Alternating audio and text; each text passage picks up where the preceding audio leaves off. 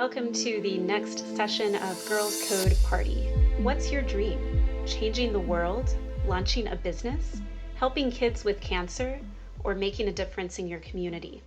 In this class, you're going to learn computer coding, which you can use to do all of the above. Computer coding means writing a language that the computer understands. It tells the computer what to do. Throughout this class, you'll code your very own website for your favorite business idea, charity, or nonprofit, or a social cause that matters to you. This class will focus on HyperText markup language. I know it's a mouthful, so we'll just call it HTML code for short. HTML is the foundation of all of your favorite websites on the web. Here's what HTML code looks like. Can you take a look at this code and guess which website this is? If you guessed Beyonce, you are absolutely right. This is the code for Beyonce's website. As you can see here, HTML code labels every part of your website so that the computer knows what to show on the screen and in what order. There are sections for the title, head, body, headings, navigation, and more. A basic HTML web page will have two main parts, the head and the body. And just like the human body, the head sits on top. In the head section of your HTML document, you will type some instructions for the computer. These instructions don't show up on the page. Anything that you want your site visitor to see should appear in the body section. So that's where you'll put all your images, headings, and content, like so. Here we have a title in the head section of the website. The visitor won't be able to see the title on the page because it appears in the head section. Those are just instructions for the computer.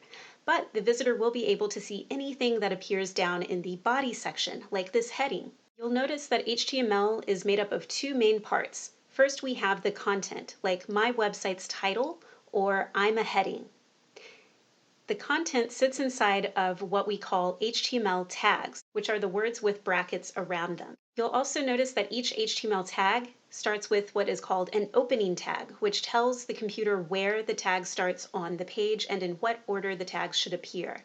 Another thing to know about HTML tags is that most of them have to have both an opening and a closing tag.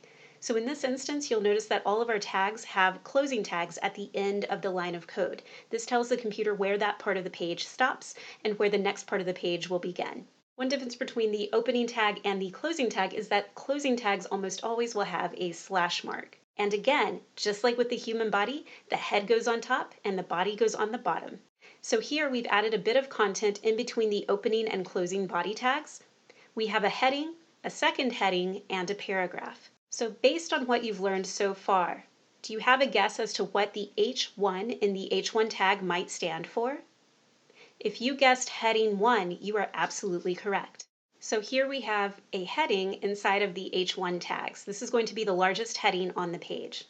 So based on what you've just learned, what do you think H2 stands for? If you said heading number 2, you're correct. We have a second heading in between the H2 tags. You can actually have up to 6 of these H tags on a page, and we'll talk about H tags and headings a little bit later. Finally, what do you think the P tag stands for? If you guessed paragraph, you are absolutely correct.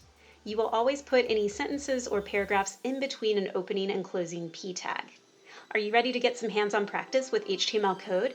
Great. Open codepen.io and let's get started.